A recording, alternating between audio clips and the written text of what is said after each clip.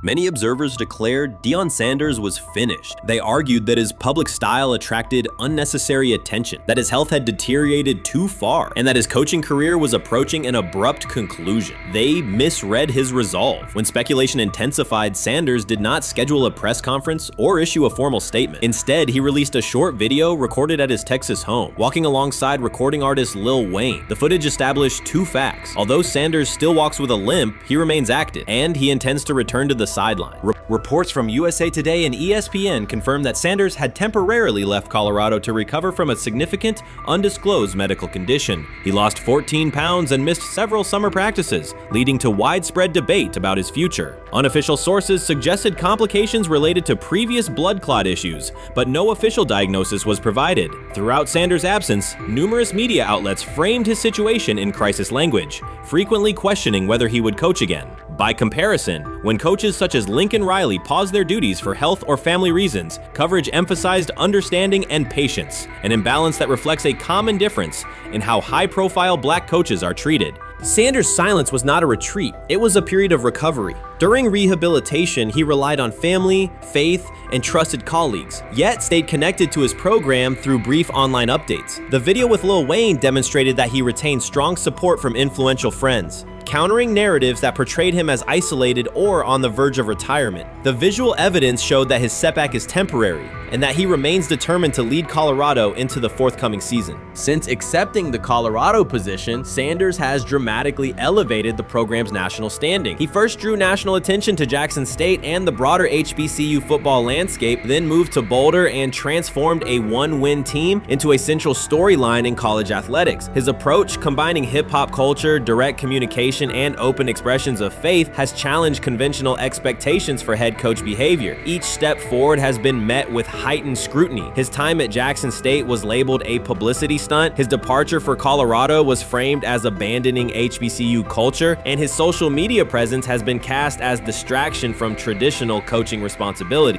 Critics often magnify Sanders' missteps and question his motives, while comparable actions by other coaches receive neutral or sympathetic coverage. Showings of enthusiasm from Brett Favre and disciplinary intensity from Nick Saban are celebrated as competitive passion, yet Sanders' displays of confidence are frequently labeled arrogance. The discrepancy illustrates deeper biases rather than differences in performance. Sanders' success challenges entrenched expectations of how a college football leader should look, speak, and act, especially a black coach who refuses to downplay his identity. During his convalescence, Sanders maintained close communication with his staff and athletes, reinforcing the standards he had established: discipline, accountability, and belief. The program's daily messaging continued to emphasize preparation and resilience, signaling that Sanders' influence persists even when he is away from campus. Athletes echoed his mantras during workouts, confirming that his leadership extends beyond physical presence. Sanders acknowledges the seriousness of his medical challenge, but has refused to let it define him. He has publicly discussed leaning on scripture and prayer, explaining that his purpose as a mentor, father, and coach extends beyond personal adversity. In that context, the video of him walking in the Texas sun was less a strategic media effort than a straightforward demonstration of continued commitment to his team and mission.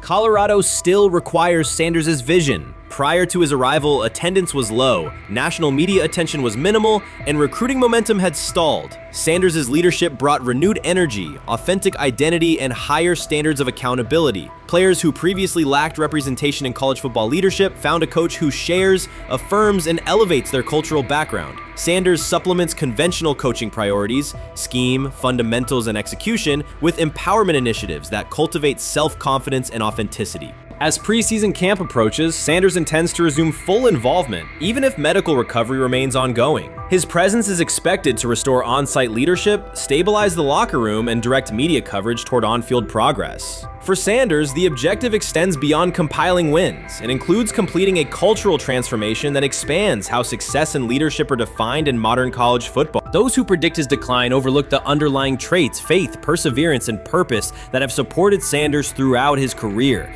Doubts, rumors, and disproportionate scrutiny have followed him from playing days into coaching, and he has consistently responded correlated with results. His current health setback is another obstacle, not a conclusion.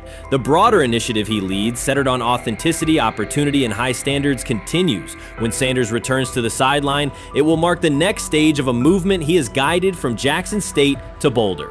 The recent period of quiet has been strategic rather than passive. Instead of defending himself in daily briefings, Sanders focused on rehabilitation, remote program oversight, and family support. Each brief social media message reinforced a consistent theme: faith and preparation. He has articulated gratitude for medical professionals and has reiterated that his mission at Colorado is unfinished. His public references to scripture have been direct but measured, aligning with his long-standing practice of integrating faith into leadership.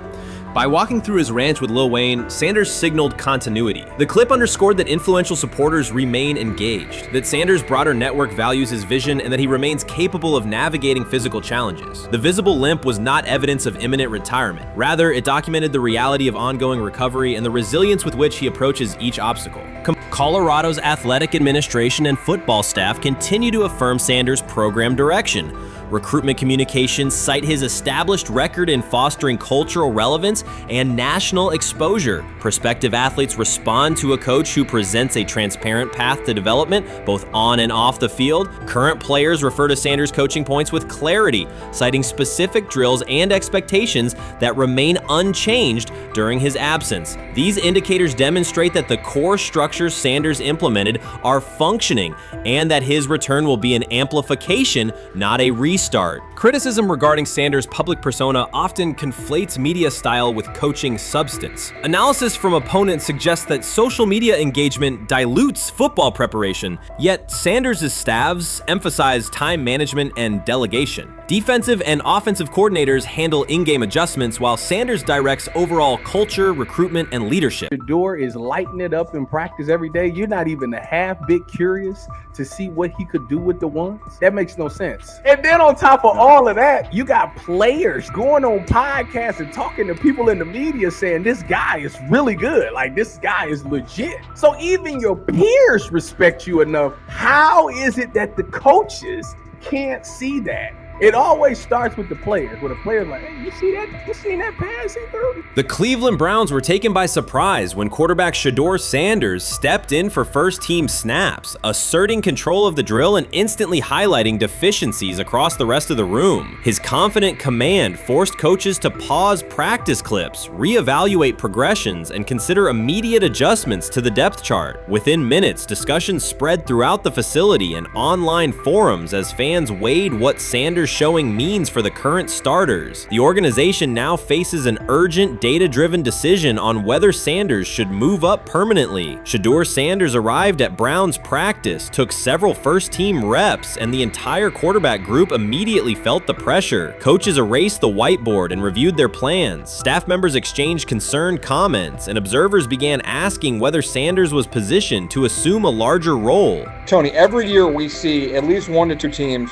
They were in last place in their division the year before. No one thought they'd be good, and then they were good. It almost seems like no one's even assuming the Browns can be that, but we see it happen every year. And I get the quarterback stuff, but correct me if I'm wrong, Tony. The Browns are trying to run the football, play good defense, not turn the ball over in the passing game, and try and take advantage when they can, correct? That's what they're trying to do. That was the 2020 offense. The Cleveland Browns are still searching for stability at quarterback. Deshaun Watson is yet to deliver consistent starter-level production that justifies his contract, and each game renews doubts about whether he can regain peak form. Behind him, rookie Dorian Thompson-Robinson shows promise but remains inexperienced and unpolished. Coaches are evaluating alternatives each week and may need to adjust the depth chart if progress stalls. The roster around them is built to contend now, so ongoing uncertainty under center is increasingly costly. As we talk about, we do believe in best player available. We do believe in positional value, and we didn't necessarily expect him to be available in the in the 5th round, and so we love adding competition to every position room and adding him to compete with the guys that are already in there. We felt like that was the appropriate thing to do. The Browns quarterback group is unsettled. Deshaun Watson has yet to provide the reliable, high-level play his contract demands, while rookie Dorian Thompson-Robinson remains promising but unpolished. Depth behind them consists mostly of veterans whose experience lies more in holding clipboards than leading offenses. The coaching staff needs an immediate answer, not a 3-year development project. Shedeur Sanders enters as that potential solution. At Colorado, he passed for more than 3,200 yards despite working behind one of college football's poorest offensive lines, consistently demonstrating poise, quick processing, and accurate ball placement under heavy pressure. Film shows steady reads and disciplined footwork, traits that offset concerns that his profile is built on family name or media attention. Cleveland viewed the signing as a low-risk, high-reward move. Early in camp, Sanders received a handful of first-team snaps intended merely as an evaluation. Those plays quickly changed practice tempo. The ball came out on time, receivers hit their landmarks, and the defense struggled to adjust. Coaches immediately expanded the review using phrases such as evaluate every option, an indication that the depth chart was no longer fixed. Watson sensed the scrutiny. Thompson Robinson increased his urgency. Within minutes, competition in the quarterback room intensified. Sanders repeated that performance in subsequent sessions. His footwork remained clean, progression sharp, and throws firm and precise. Each strong rep forced staff to reassess the plan to keep him buried on the developmental track. The broader context magnifies the pressure. Cleveland's roster is built to contend now. Fans are weary of quarterback turnover, and the front office cannot afford another costly misstep under center. Around the league, rookie passers rarely wait multiple seasons anymore. Joe Burrow, Justin Herbert, CJ Stroud, and even late pick Brock Purdy established that precedent. If Watson opens the regular season and struggles, public calls for Sanders will grow, especially if the rookie flashes in preseason. Alternatively, another team could attempt to acquire him if Cleveland hesitates to elevate his role. Each scenario underscores the same reality. Sanders' emergence has turned a routine camp evaluation into a critical decision point for the franchise. And we saw Dylan Gabriel go 11-on-11 with the first team, Shedeur Sanders go 11-on-11 with the second unit. So that was really the big wrinkle today. Yes, and of course, it was the first time that we have seen Shedeur Sanders get any of those coveted 11-on-11 reps. Of course, again, it wasn't with the first team offense or against the first team defense, but it's progress. And that means that he's going in the right direction, that the arrow is pointing up. He's coming up the learning curve. So that's good for him. And I actually thought just overall, he had a better day than Dylan had today. He completed more passes. He was more on point. In fact, in that 11-on-11 period, he threw a near touchdown. Desperation can push franchises toward aggressive decisions, especially when their quarterback options appear unconvincing or outdated. One scenario now emerging is that Sanders earns enough confidence to take full preseason reps with the starters, forcing Cleveland to revisit a depth chart it believed was settled at the beginning of July. His practices demonstrate that the excitement around him is grounded in measurable performance. Accurate, high-velocity passes against first-team defenses, and confident command of the huddle. Each strong outing also heightens league-wide interest. Rival scouts adjust evaluations, and general managers revisit their notes, aware that a viable young quarterback may soon become available. Inside the facility, the personnel staff must balance short-term results with long-term roster planning, knowing that an early move could reshape salary cap allocations and locker room dynamics. The pressure on Watson and Thompson Robinson escalates accordingly. Both must produce visible progress to maintain their current roles. Cleveland's recent history shows how quickly promising quarterback situations can devolve into controversy. The franchise has turned potential breakthroughs into organizational turmoil before, so observers remain cautious about how this competition will unfold. They have never loathed college football itself. They have resisted the people determined to reshape it. When Deion Sanders, black, direct, unapologetic, walks into a room of power brokers and speaks with authority instead of deference, critics recoil. During his playing days, they complained about celebrations and gold chains. Now that he is a head coach, mentor, and father, they label him something more polite, but just as dismissive, a problem. At Big 12 Media Days, Sanders addressed the accelerating chaos of the name, image, likeness market. He said college football needs a salary cap, not to hobble players, but to impose order on a system that showers unproven freshmen with seven-figure promises while the rest of a roster hunts for scraps. He called the situation unsustainable. Within hours, ESPN commentator Paul Feinbaum branded him a hypocrite, arguing that Sanders profited from NIL at Jackson State and now wants rules only because his most marketable athletes have moved on. The accusation spread quickly because it fit a comfortable storyline. Outspoken black coach gains from change, then protests when the advantage disappears. That framing ignores context. Sanders never criticized players earning money. At Jackson State, he urged corporate sponsors to partner with athletes who had been invisible to major brands for decades. What he wants now is stability, standardized guidelines, basic financial literacy, and roster balance that prevents locker rooms from fracturing over uneven payouts. When other coaches, Nick Saban, Dabo Swinney, Lane Kiffin, voiced similar concerns, they were praised for foresight. When Sanders spoke, the tone shifted to suspicion. The difference is not the message, it is the messenger. Feinbaum's response followed a familiar script. When black leaders question the structure of the sport, their motives are interrogated, their credibility attacked, and their competence doubted. He did not level the same charge at Jimbo Fisher when Fisher complained that NIL disturbed recruiting. He stayed silent when Kiffin lamented the transfer portal. But Sanders, who raised enrollment and television ratings at Jackson State, brought unprecedented attention to Colorado in one season and consistently mentors players beyond football, was called opportunistic. Feinbaum dismissed the cultural impact Sanders created, the exposure for historically black colleges, the draft picks developed, the infrastructure improved, reducing his work to a marketing stunt dependent on star sons Shedeur and Shiloh or two-way standout Travis Hunter. Sanders did not retaliate. He returned to practice, media obligations, and recruiting. His confidence is rooted in faith and in the responsibility he feels toward young athletes whose lives will extend decades beyond their highlight clips. When he asks for NIL boundaries, he is thinking about freshmen handed large sums without guidance, families unprepared for sudden wealth, and programs that abandon kids once production stalls. He has watched that cycle from the inside.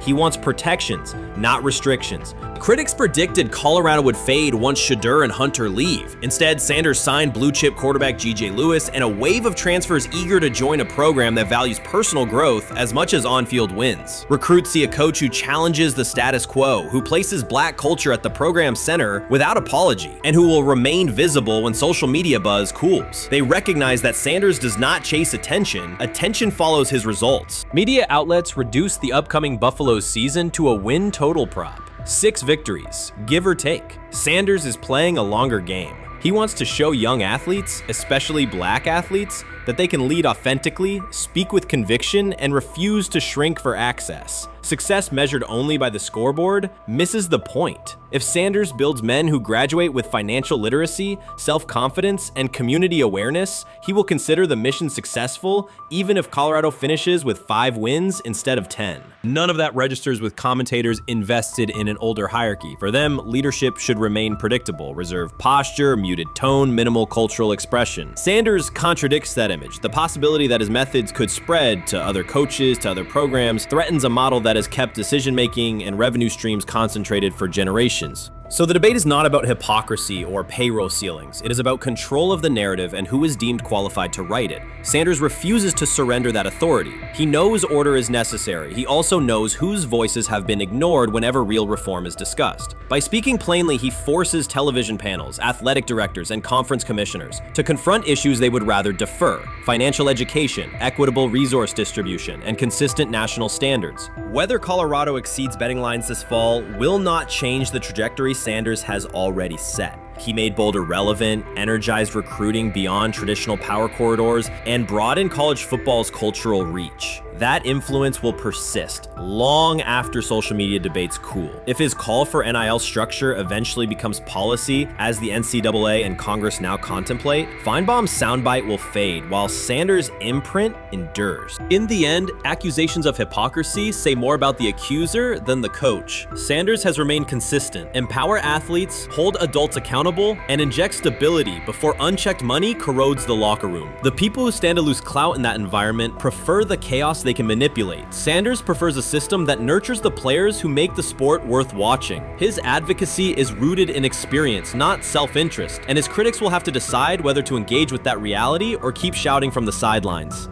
Urban Meyer's roster history underscores the absurdity. Meyer coached Aaron Hernandez, whose off-field crimes are well documented, along with other players entangled in assaults, academic misconduct, and more. Yet Feinbaum singled out Newton, a national champion, Heisman Trophy winner, and NFL MVP, as the worst. This selective condemnation is not new. When Deion Sanders recently suggested implementing an NIL salary cap to restore competitive balance, Feinbaum dismissed the proposal and called Sanders a hypocrite rather than engage with the substance. The pattern repeats. Feinbaum routinely targets Cam Newton, Deion Sanders, Jameis Winston, Lamar Jackson, outspoken black athletes and coaches, while extending grace to figures such as Nick Saban, Kirby Smart, Dabo Swinney, or Tim Tebow under similar circumstances. Newton is no longer content to remain silent while others distort his story. In response, he laid out an accurate chronology, highlighting facts the commentary networks rarely repeat. One long-standing myth is that Newton was expelled from the University of Florida. He was not.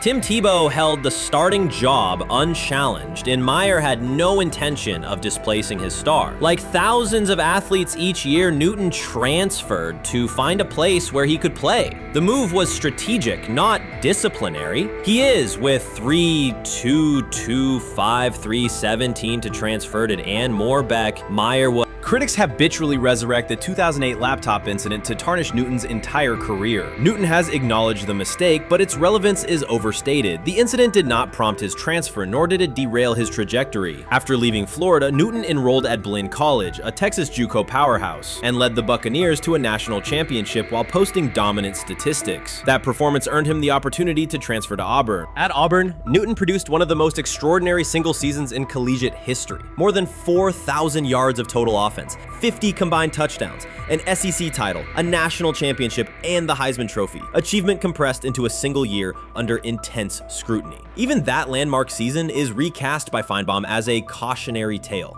He claims Newton ignored head coach Gene Chizik by diving for a goal line touchdown when told to kneel, jeopardizing the game. In reality, Newton explained that the decision was a collective adjustment made in the huddle after reading the defense. While Auburn still held timeouts, the Tigers maintained control and secured the championship. Portraying that moment as reckless serves to recast Newton's success as selfishness rather than leadership. Feinbaum's approach to Sanders reflects the same dynamic. When Sanders urged a structured NIL ceiling to protect athletes and stabilize rosters, Feinbaum immediately labeled him hypocritical. Yet when Saban or Swinney voice identical concerns, Feinbaum frames them as thoughtful guardians of the sport. The inconsistency reveals that the determining factor is not the argument but the identity of the speaker. Unapologetic black leaders who control their narratives, challenge entrenched hierarchies, and Feinbaum's commentary often functions as a check on that influence. Newton countered Feinbaum's latest attack with a concise statement. "You're lying, Paul. Please stop." Behind those words lay a broader indictment of the media machinery that weaponizes half-truths. By calling Newton the worst player Meyer coached, Feinbaum was seeding doubt among fans, front office evaluators, and future historians. Newton, now an established media presence and entrepreneur, no longer depends on traditional outlets to correct the record. He reminded audiences of three essential truths. He departed Florida on his own terms, he led Auburn with support from coaches and teammates, and he captured every major accolade available in college and professional football without conforming to prescribed expectations. An unspoken rule lingers in American sports discourse. Black athletes may excel, but must do so quietly, gratefully, and without highlighting systemic inequities. Newton broke that expectation early by celebrating with unreserved joy, answering questions candidly, and refusing to minimize his personality. For some commentators, that confidence is reinterpreted as arrogance. Feinbaum's repeated attempts to undermine Newton follow a familiar script of policing behavior rather than analyzing performance. Yet, legacy rests not in a pundit soundbite, but in tangible achievements and public memory. Newton's resume, Heisman winner, national champion, NFL MVP, speaks for itself. Millions of fans witnessed his impact on Saturdays and Sundays. Countless young quarterbacks saw someone who looked like them redefine the position's possibilities. The same is true for Sanders, whose player-first coaching philosophy and media savvy continue to influence college football's direction. Feinbaum's commentary cannot erase these realities. Newton, Sanders, Winston, Jackson, and others have already secured their places in football history. By publicly confronting misinformation, Newton set a precedent for athletes who now possess the platforms and technology to present their stories unfiltered. The microphone no longer belongs exclusively to legacy broadcasters. Newton holds it now, and he intends to keep it. A decisive shift that reduces the gatekeeper's influence and ensures that accomplishments are judged on merit rather than narrative manipulation. Shedeur Sanders doesn't ask for excuses. He hasn't blamed limited reps, patched together receiver groups, or fourth-string offensive linemen struggling against Cleveland's second-team defense. He shows up, works, and demonstrates why he belongs. On day 3 of Brown's training camp, for the first time since OTAs, he finally received something close to a fair opportunity. He lined up with the second unit during an 11-on-11 period and made the most of it. In 8 plays, he did what he typically does when given a chance. He executed. He went 2 for 2 on a quick series, finishing with a decisive throw to tight end Blake Whiteheart that immediately caught the sideline's attention. There was no hesitation in his drop, no unsettled feet, and no panic. Just firm, accurate timing and clean operation. It raised an obvious question. What has taken so long for the Browns to evaluate him with a functional group? The story isn't only about one throw, it's about the delay before it. Sanders has been the guy for most of his football life, commanding high school programs, starring in the Southwestern Athletic Conference at Jackson State, then operating under national attention at Colorado. For the first time, he's been told to wait. He has treated that reality as part of the job rather than a setback. He has prepared like a professional since the moment he arrived, and on the 3rd day of camp in heavy heat, he let the football represent his case. While coverage focused on the veteran presence of Kenny Pickett and Joe Flacco, Sanders made an impression with minimal volume. The difference with the second team was immediate. Protection held up, routes were on schedule, and progressions unfolded as designed. Within that structure, he looked like the quarterback who led efficient offenses at Jackson State and Colorado. Calm in the pocket, decisive in his reads, and accurate to tight windows. This was not simply a good practice period, it was a clear statement. He was not just operating the script, he was directing it. The timing was sharp, the reads were clean, and the seam throw to Whiteheart was a high-level anticipation throw, professional in placement and pace. The narrative around Sanders should reflect that when he is placed in a workable situation, his strengths are visible. Early work with 4th unit personnel included protection issues and unreliable spacing. With the 2nd unit, those variables stabilized and his work looked consistent with his resume. The performance supported a straightforward conclusion. The evaluation should move forward with higher quality reps. Sanders has been explicit about his approach. He does not request special treatment. He intends to be prepared so that when an opportunity appears, he can step in without a drop-off. He has said he wants to be ready for anything and not offer explanations after the fact. That mindset fits what teammates and coaches have observed. A quarterback focused on the assignment, not the conversation around it.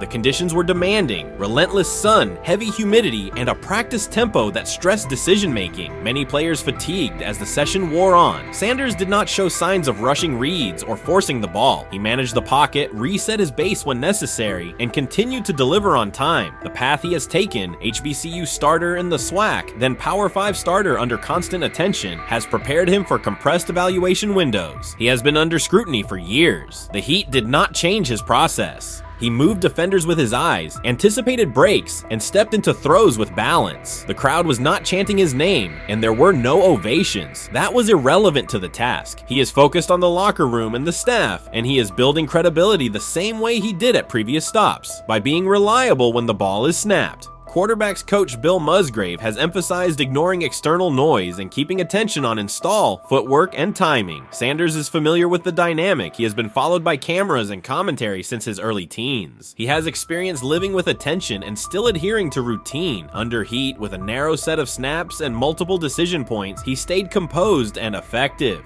2 speeding citations, 91 miles per hour in Brunswick and 101 miles per hour in Strongsville, became national items. General Manager Andrew Berry characterized the decisions as not smart and stressed that it's not only about driving fast, but about the safety of others. Sanders accepted responsibility, stated that he learned from the incidents, and said he would follow the rules. The attention to those citations did not alter his daily schedule or his practice preparation. He arrived early, stayed engaged, and kept the discussion centered on work. Away from the field, he spent time at Rainbow Terrace in Cleveland after a significant apartment fire, distributing supplies and checking on families affected by the incident. There was no formal media rollout around the visit. It was an instance of direct engagement with the community without publicity attached to it. That reflects the same approach he shows inside the building. Do the work first. Sanders treats each rep as if it might be his last for the day and his only chance to show a specific element on tape. He prepares for protections, cadence variations, route adjustments, and timing learning with a level of detail that compresses the learning curve. When he is not under center, he studies coverages from the sideline, charts plays, and reviews video before and after practice. He writes down the next day's calls so he can anticipate checks. He has referenced using virtual simulation tools to replicate snaps he does not receive physically. That is not a passive stance, it is an active attempt to reduce the distance between classroom and field. He is building relationships across the roster, not just with projected starters. He communicates with defensive backs to understand what they see and how they react to certain stems. He spends time with offensive linemen to align on cadence and protection calls. He connects with newer players away from the facility so that communication improves in practice. That is practical leadership, consistent, low visibility work that becomes obvious when the ball is snapped and the operation is smooth. 3 days into camp, a central question remains. Why hasn't he taken a first-team rep? Flacco has seen work. Pickett has seen work. Dillon Gabriel has been cycled in. Sanders has remained behind all three on the depth chart while producing efficient periods when provided stable support. Head coach Kevin Stefanski has not publicly detailed the plan for distributing first-team snaps among the quarterbacks. When asked, Sanders answered that it is not his place to comment on rotation decisions. That response aligns with his day-to-day conduct, respectful, professional, and centered on the next assignment. The staff is managing a room with a Super Bowl MVP, a former first-round pick, multiple rookies, and a new set of combinations on the offensive line. That creates a set of decisions about exposure, pacing, and evaluation windows. Within that context, Sanders has presented a clear case for additional evaluation. He has shown he can execute the offense as designed when the variables are standard. Musgrave has a long-standing connection with the Sanders family through his time as a teammate of Deion Sanders in San Francisco. That familiarity supports direct communication. It does not guarantee anything about the depth chart, but it does help streamline teaching, feedback, and expectation setting. Inside the defensive back room, veterans such as Denzel Ward have provided perspective on timing, leverage, and eye discipline that Sanders has incorporated into his preparation. He is operating without the immediate family structure that defined his college environment. Away from his brother Shiloh and his father Deion, he is managing his own housing, nutrition, recovery schedule, and all the smaller tasks that accompany an NFL routine. Those adjustments matter because they influence consistency across a long camp. He has treated those responsibilities as part of the job rather than distractions, which is reflected in a steady daily approach. What he showed on day 3 with the second unit was not a surprise to those who have tracked his prior work. It was a continuation of a profile: efficient sequencing, clear timing, and consistent ball placement when protections and routes hold up. The 8-play period was short, but it was enough to reinforce the point. He doesn't need a large sample to demonstrate baseline operation. He needs a fair sample to test ceiling and adaptability. There is also the matter of perception. Public attention concentrated on the speeding tickets and the general manager's response. Less attention fell on the preparation, the efficient period with the second team, or the community engagement at Rainbow Terrace. That imbalance is common in training camp narratives. Sanders has handled it by keeping his answers simple and his focus on football. He has not tried to redirect the conversation. He has done his work and waited for additional reps. The objective next step is straightforward: expand the evaluation with higher unit personnel and standard opponents. That does not require a complete reshuffling of the depth chart. It requires allocating a defined sequence of first-team snaps so that timing with starting receivers and protections with starting linemen can be measured on tape. The staff can then compare operation speed, accuracy under pressure, red zone decision-making, and 2-minute mechanics against the other quarterbacks. That is the most direct way to clarify the competition. None of this dismisses the experience or track records of the veterans in the room. It emphasizes that the purpose of camp is to test assumptions with current performance. Sanders has provided enough evidence with the second unit to justify a broader look. He has shown that the pace of his feet matches the pace of his eyes, that he can hold safeties with his shoulders, and that he can drive intermediate throws without float. He has also shown discipline to take the clean completion rather than force the vertical shot when leverage dictates otherwise. Every day, he has addressed the controllable items: meetings, note-taking, install recall, cadence management, and post-practice review. He has not asked for public guarantees. He has asked for an opportunity to compete on comparable terms. The 8-play sequence with the second unit was a small but clear example of what he can do when those terms exist. The staff's communications have been measured. Stefanski has not laid out a schedule for first-team rotations publicly. Barry addressed the speeding incidents directly and emphasized standards for decision-making off the field. Sanders accepted the criticism, adjusted his behavior, and moved forward. Those are the relevant facts. What remains is a football evaluation that can only be completed by giving him snaps with the top group and measuring the results. If that evaluation occurs and he performs at the level he showed with the second unit, the conversation will shift from potential to placement. If it does not occur, the question will persist through camp. Why not test the full picture? Sanders has built a case based on preparation, poise, and execution. He has demonstrated leadership by building relationships across the roster. He has shown maturity in handling external issues directly and moving on. He has given the staff reasons, on the field and in the building, to continue the process. 3 days into camp, he has answered everything within his control. He has shown growth, discipline, and consistent operation. He turned early fourth-team disarray into learning, then executed cleanly when moved to the second unit. He kept the discussion on football when outside topics threatened to dominate. He has not tried to win a press conference. He has tried to win every rep. If he continues to stack days like this, the next step is logical. Evaluate him with the starters, document the results, and let the tape determine the depth chart. Until then, he will continue to prepare, continue to compete, and continue to present the same message through his play. We've got news. Got news. About my Cleveland Browns. We've got an oblique problem. Obliques are big deals, especially when it's your quarterback. Now, he might be fourth on the depth chart, but he was number one in the preseason game last week, and he did a great job. 138 yards, 2 touchdowns. Shedeur Sanders has an oblique injury. That is not good. I do not like this. I hate this because I want to see more reps for Shedeur Sanders. Shedeur Sanders, a projected breakout this season, has been sidelined unexpectedly. The Browns coaching staff confirmed an oblique injury significant enough to keep him out of all activity. No reps, no drills, no warm-ups. Concerns are rising about how this may affect his momentum and force adjustments to the team's plan. The focus now is his recovery timeline, the impact on his development, and the next steps for the quarterback depth chart. Browns rookie quarterback Shedeur Sanders injured his oblique during practice today, putting his status in doubt for Saturday's preseason game against the Eagles. He's the latest quarterback on Cleveland's roster who has dealt with a health issue, joining fellow rookie Deion Gabriel and Kenny Pickett.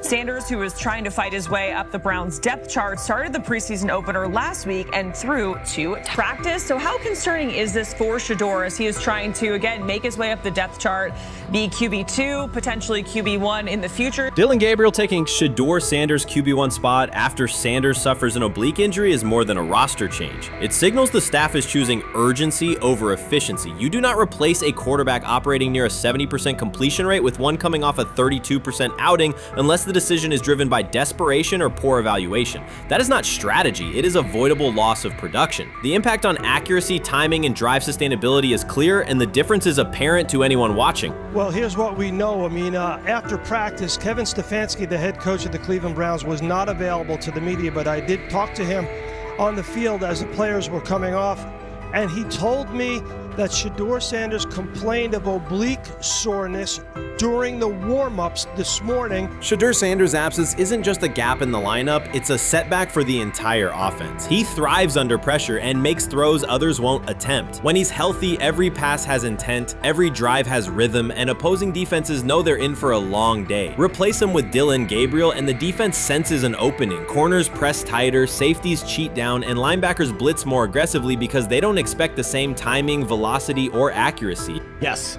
I mean, yeah, I'm a fan. I'm not even going to try to hide it. Rich gets You guys are fans. Like, you guys talk about the Cleveland Browns quite a bit. Yeah, it's almost annoying to me. It aggravates people. Like, people don't like the fact that Rich talks a lot They about must love Shedeur. I'm here. But it's like, you know, you have a friend, and that friend's child is following in the family's footsteps.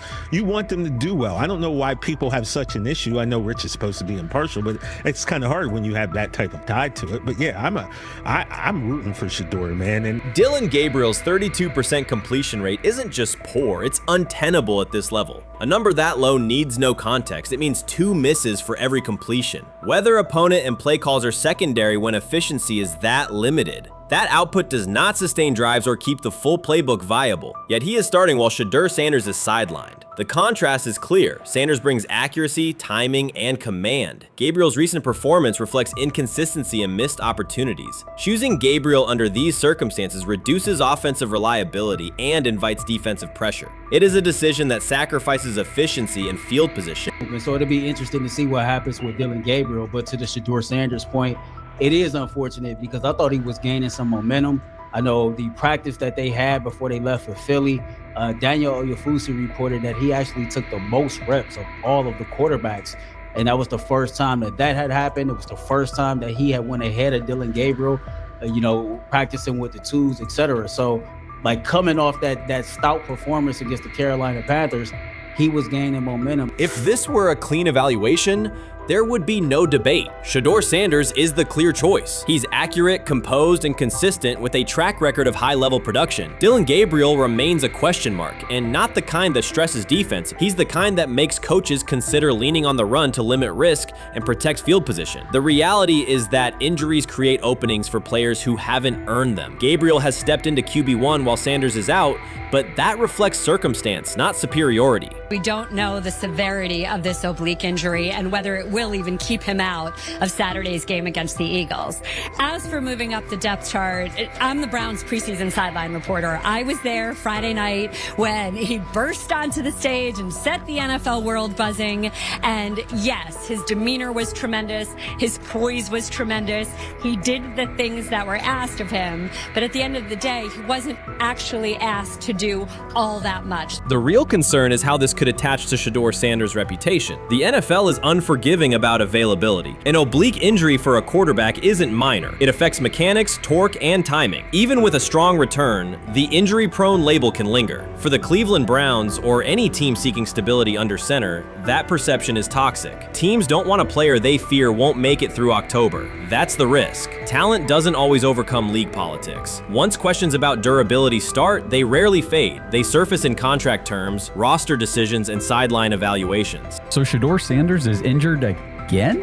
If you were following along on social media today for the Browns' first joint practice in Philadelphia against the Eagles, wow, you were in for a tumultuous ride. I mean, all the reporters, both Browns and Eagles reporters, were pretty much flabbergasted at the fact that Shedeur Sanders was taking 0 team reps during the day, and even Tyler Huntley was getting team reps instead of Shedeur. And then it came out, obviously, everybody's speculating. There's people calling for Kevin's jobs, and before I go any further, I don't blame anybody, ever. Meanwhile, Dillon Gabriel's numbers should be sidelining him, not elevating him. A 32% completion rate isn't a dip, it's a warning sign that points to issues with field vision, timing, and receiver cohesion. That's the quarterback taking snaps while Shedeur Sanders is out. Put their work side by side and the gap is obvious. Sanders shows consistent placement, timing, and footwork that reflect high-level execution. Gabriel's recent output introduces variability that shrinks the call sheet and stalls drives. You can't claim the priority is winning while starting a quarterback who isn't reliably delivering routine completions. Fans recognize it, receivers lose confidence and tempo when targets are off, the offensive line's urgency fades when protection doesn't translate into productive throws, team belief in the quarterback is fragile, and once it erodes, a season can come apart quickly.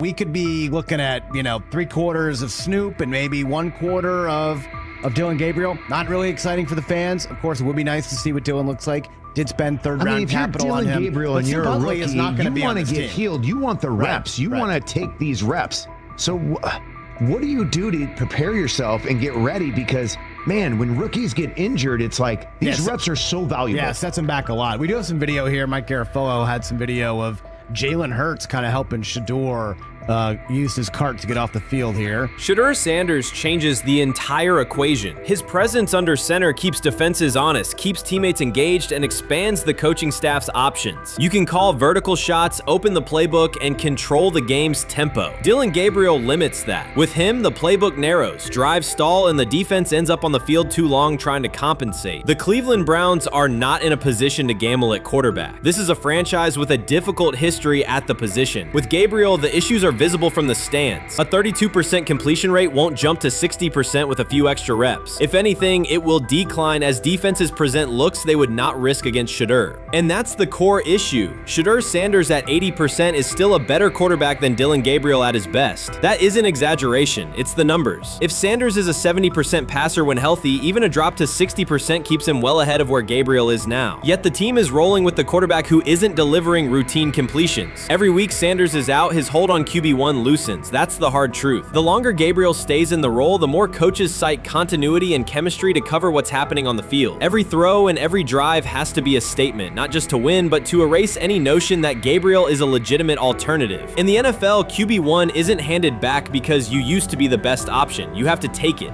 Started off with some positive news for Shedeur, and then it kind of just went left real quick. Shedeur got the news early on that if Deion Gabriel couldn't go, he would get his second straight start in the Saturday preseason game against the Philadelphia Eagles. And then he went on to injure his oblique. For the fans who don't know exactly what part of the body the oblique is at and what that injury is and how it can impact the quarterback, can you explain to them what is an oblique injury? It's like up in this area, right? Well, you can't see me, but like right up in here, you know, when you go to throw, like obviously that's all that. So the truth is straightforward. The Cleveland Browns, or any team in this situation, aren't going anywhere meaningful with Deion Gabriel under center. You can frame it as progress and point to selective highlights, but reality will level it out, and by then the season is already slipping. Shedeur Sanders is the difference between a team with a path forward and a team playing out the schedule. He reads coverages, delivers on-time throws, and forces defenses to respect every level of the field. Gabriel turns the offense into guesswork. The NFL is built on results, and the results are clear. Gabriel's 32% completion rate functions as a warning sign. It doesn't need context, a clinic, or a film session to explain. It signals inefficiency that stalls drives and compresses the playbook. Yet he has been handed the role Shedeur established through precision, composure, and production. That decision undercuts the stated goal of winning. With Sanders, the offense retains structure, rhythm, and threat. With Gabriel, it narrows and exposes the defense to longer stretches on the field.